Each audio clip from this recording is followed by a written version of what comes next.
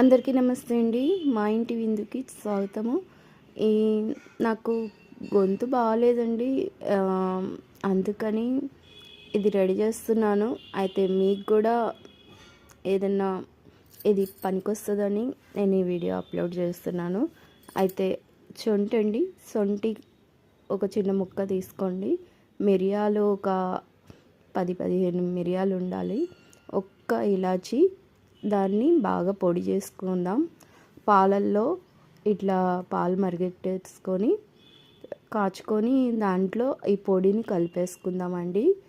ఈ పొడిని మరుగుతున్నప్పుడే కొంచెము పొడి వేసుకోవాలండి. ఆ తర్వాత కొంచెము పసుపు వేయాలండి. ఎందుకంటే పసుపు చాలా మంచిది.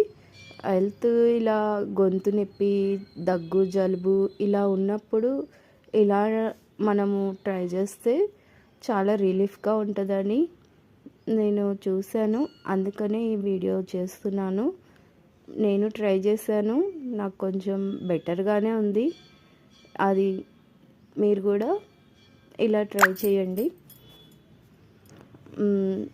అయితే మనం దీంట్లో బెల్లం యాడ్ చేసుకునేటప్పుడు మట్టికి పాలు స్టవ్ ఆఫ్ చేసేయాలండి.